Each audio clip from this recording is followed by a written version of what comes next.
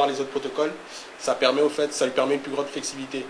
Les différents protocoles d'encodage, les différents protocoles qui vont s'occuper de faire passer les données, eux peuvent s'améliorer.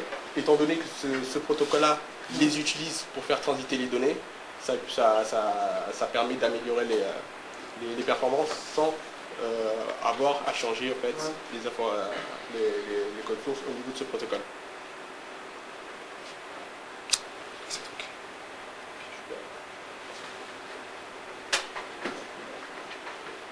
Un autre protocole H323, alors ça c'est un protocole plus ancien, donc qui est supplanté par le CIP. Il a à peu près le même fonctionnement, sauf que ce protocole-là a été mis en place par l'UIT, donc l'Union internationale des télécommunications, qui est le plus vieil organisme de coordination. Il faut savoir que l'ancien nom, c'était Union internationale des télégraphes, donc ça donne à peu près l'ancienneté. Et donc ce protocole fonctionne à peu près pareil, sauf que c'est plus un regroupement de différents protocoles en fait, qui vont s'occuper de la signalisation, des négociations, des communications. Donc il va s'occuper en fait, de créer la connexion entre deux personnes et des transports. Donc pour cela, il va utiliser d'autres différents protocoles. Donc pour la signalisation, on est une partie. Donc pour toute cette partie-là qui correspondrait à la signalisation. La partie audio-vidéo, donc c'est cette partie qui est négociation des codecs, donc pour savoir comment les types de données en fait, que chaque agent va envoyer, et le contrôle.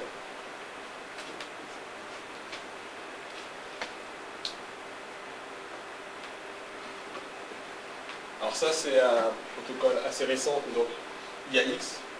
Donc c'est un protocole qui a été mis en place lors du projet en fait, le projet PABX Astérix.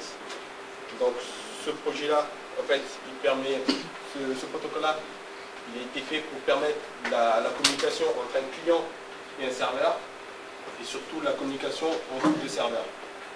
Donc l'avantage de ce protocole-là, c'est qu'il va utiliser un seul port UDP, donc un seul chemin, qui va s'occuper de la signalisation et de l'envoi des données. Et un autre avantage, c'est que de par son architecture, il permet de passer outre les net. Lorsque je parlais des réseaux à la fois et de leur importance, c'est évident que lorsque vous communiquez, vous êtes chez vous, les architectures ne sont pas les mêmes. Lorsqu'on est derrière une NAT, ça peut poser certains problèmes. Dans notre projet, c'est un peu le genre de problème qu'on a eu lorsqu'on utilisait par exemple le protocole SIP, lui qui envoie sur plusieurs ports. Il se pouvait que le port SIP lui soit ouvert et que les ports qui s'occupaient de l'envoi des données posaient des problèmes. Donc il m'arrivait que je me mette à appeler Benjamin. Donc ça m'indiquait, oui, effectivement, vous êtes bien en communication avec cette personne-là, mais lorsque vous parlez, l'autre personne n'entend rien.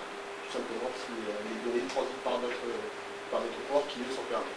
Et celui-là, il va bloquer, en fait, il va enlever ce petit problème en envoyant toutes les informations sur le même port. Et en plus, il va pouvoir, pour améliorer la performance, il va pouvoir multiplexer, donc il va mélanger différents canaux. Donc lorsque vous allez passer plusieurs communications simultanées, au lieu de les envoyer les uns après les autres et en gros de bloquer le réseau de par les communications, il va se dire vu que vous passez en gros par le même chemin, je vais mélanger toutes ces informations-là et je vais donner le même itinéraire. Et une fois que le chemin est différent, on va restituer les données aux personnes concernées. Et le gros avantage de ce protocole IAX, en fait, c'est un autre avantage, c'est que ça consomme moins de bande passante que le protocole SIP qu'on a vu juste au-dessus, en fait. C'était par rapport au multiplexage, justement, qui diminue l'entête des données envoyées, vu qu'il va tout multiplier tout ça dans une seule donnée. Alors donc maintenant on va voir les différents moyens de communication. Donc on va commencer par les soft phones, ensuite on verra les hard phones et on finira par les mobiles. Donc tout d'abord, est-ce que vous savez qu'est-ce que c'est qu'un softphone? Ouais. C'est quoi? C'est un logiciel qui émule un téléphone, mais pour la communication via VoIP. Voilà, donc c'est un logiciel qu'on installe sur notre ordinateur. Donc il suffit de chercher, faire une recherche sur Google et on trouve plein de softphones gratuits, et donc il y en a aussi des payants. Donc la plupart des, enfin les deux softphones qui sont le plus utilisés sont X-Lite et Zwapper. Donc X-Lite gère juste le SIP, tandis que Zwapper gère le SIP et l'IAX. Donc il faut faire attention à ça quand vous les téléchargez pour ne pas avoir de surprise. Au niveau de la configuration des softphones, donc, il suffit de rentrer votre nom, votre mot de passe, ainsi que l'adresse IP du serveur que vous utilisez. Si vous ne rentrez pas ces données-là, vous ne pourrez jamais téléphoner. Ensuite, pour les hardphones, donc, il existe deux types de hardphones. En gros, il y a les hardphones avec les prises RJ11.